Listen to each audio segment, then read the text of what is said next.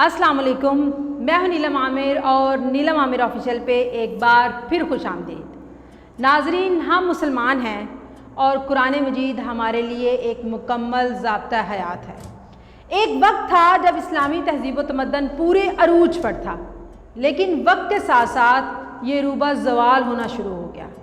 आज की इस वीडियो में हम छोटे छोटे वाक़यात का तज़किरा करेंगे और देखेंगे कि वो कौन सी चीज़ थी जिसके छिन जाने से इस्लामी तहज़ीब को सबसे ज़्यादा असर हुआ।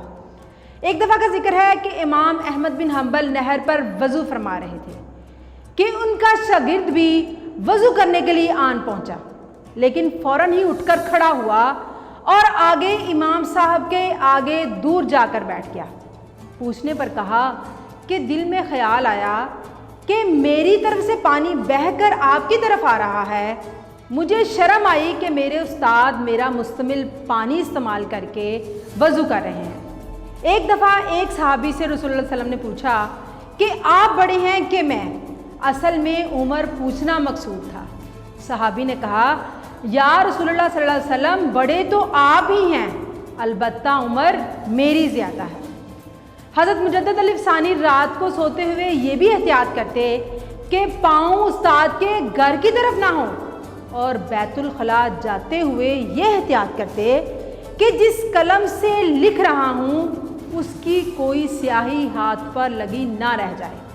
अदब का ये अंदाज़ इस्लामी तहज़ीब का तुर्रा इम्तियाज़ रहा है, और ये कोई सिर्फ बड़े सगीर के साथ ही ख़ास ना था, बल्कि जहाँ जहाँ भी इस्लाम गया इसकी तालीमात के ज़ेर असर ऐसी ही तहज़ीब पैदा हुई जिसमें बड़ों के अदब को ख़ास अहमियत हासिल थी। क्योंकि रसूलुल्लाह सल्लल्लाहु अलैहि वसल्लम का इरशाद है कि जो बड़ों का अदब नहीं करता और छोटों से प्यार नहीं करता वो हम में से नहीं। अभी ज़्यादा ज़माना नहीं गुजरा था कि लोग माँ बाप के बराबर बैठना, उनके आगे चलना, उनसे ऊंचा बोलना बुरा समझते थे और उनके हुक्म पर अमल करना अपने लिए फ़ख्र जानते थे। इस अदब व एहतराम के सदक़े में अल्लाह ताला उन्हें बहुत नवाजता था।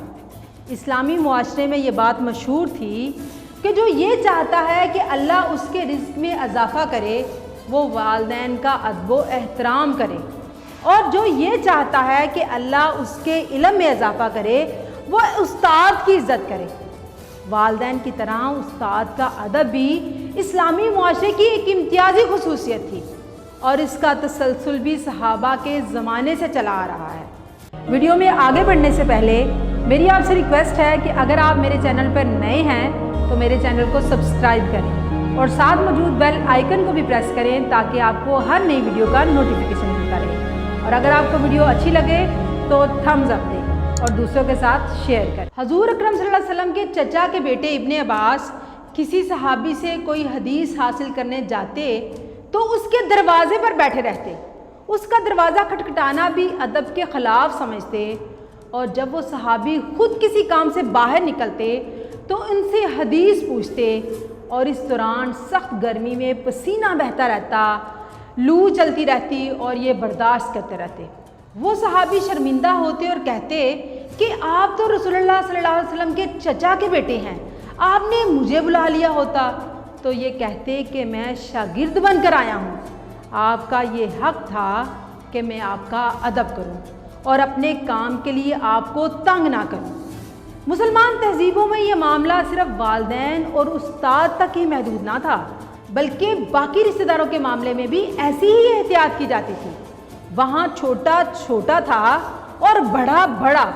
छोटा उम्र बढ़ने के साथ बड़ा नहीं बन जाता था, बल्कि छोटा ही रहता था। इब्ने उमर जा रहे थे कि एक बद्दू को देखा। सवारी से उतरे, बड़े अदब से पेश आए और उनको बहुत सा हदिया दिया। किसी ने कहा, ये बद्दू है, थोड़े पे भी राज़ी हो जाता, आपने इसे इतना क्यों अता कर दिया?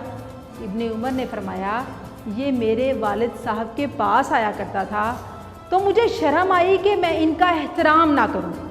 ये सब वाक़यात अपने बड़ों और बुज़ुर्गों की मोहब्बत के वाक़यात हैं, और मोहब्बत का पहला करीना अदब है। इस्लामी तहज़ीब कमज़ोर हुई तो बहुत सी बातों की तरह बड़ों और छोटों के अदब व एहतराम की ये कदर भी अहमियत खो बैठी। अब बराबरी का डंडोरा पीटा गया। بچے ماں باپ کے برابر کھڑے ہو گئے، شاگرد استاد کے برابر آ گئے، جس سے وہ ساری خرابیاں پیش آئیں جو مغربی تہذیب میں موجود تھی۔ ناظرین، اسلام ایسی مساوات کا ہرگز قائل نہیں جس میں ابو بکر اور ابو جہل برابر ہو جائیں۔ اسلام کا یہ کہنا ہے کہ لاکھ زمانہ بدلے مگر ابو بکر رہے گا، ابو جہل رہے گا، اسی طرح استاد رہے گا اور شاگرد رہے گا، والد رہے گا اور بیٹا رہے گا۔ سب کا اپنا اپنا مقام اور اپنی اپنی جگہ ہے، ان کو ان کے مقام پر رکھنا اور اس کے لحاظ سے ادب و احترام دینا ہی تہذیب کا حسن ہے۔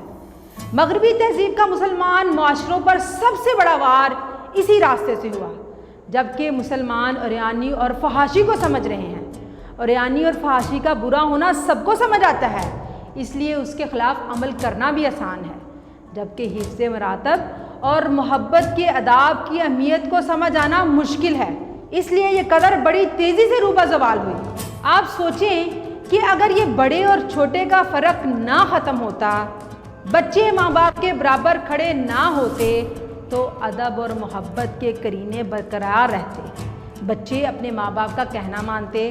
لیکن ہوا کچھ یہ کہ یہاں برابری کا ڈنڈورا پیٹا گیا، لبرلزم کی آڑ میں فحش مواد بچوں کے سامنے لایا گیا، ٹی وی ڈراموں میں اور سوشل میڈیا پر میراتھن ریس جیسے پروگرامز منظم کیے گئے، میرا جسم اور میری مرضی کے نعرے لگائے گئے، اپنا کھانا خود گرم کرنے کے نعرے لگائے گئے۔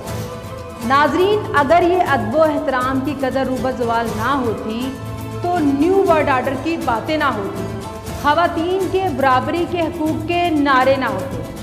اصل میں یہ سب تو مغرب کے نعرے ہیں، جن کے پاس نہ کوئی ضابطہ حیات ہے اور نہ ہی کوئی حقوق و فرائض کا منشور۔ مسلمان معاشرے کی توڑ پھوڑ اتنی تیزی سے جاری ہے کہ سمجھ نہیں آتی کہ کہاں جا کے رکے۔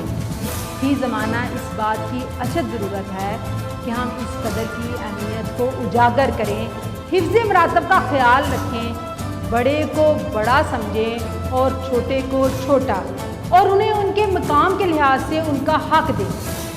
یہ بات ازبر ہونا از حد اہم ہے کہ جس محبت سے ادب خارج ہو جائے وہ محبت بس ایک دعویٰ تو ہے، حقیقت نہیں۔ ہر رشتے کی محبت ایک خاص ادب و احترام چاہتی ہے، اور ان آداب کا پورا کرنا ہی محبت کا حق ادا کرنا ہے۔ ناظرین، اسلامی تہذیب و ثقافت کا جو نقصان ہونا تھا وہ ہو چکا، آئیں آج سے مل کر اس کا دفاع کریں، لبرلزم کے چکروں سے نکلیں، قرآن پاک کو اصل ضابطہ حیات سمجھیں اور اپنی زندگی میں بڑوں کا ادب و احترام کریں اور ان کی بات ماننے میں فخر محسوس کریں۔ دیکھیے گا کوئی بھی مغربی ہتھ کنڈا ہماری تہذیب و ثقافت کو اور ہمارے سکون کو برباد نہیں کر سکے گا۔ فی امان۔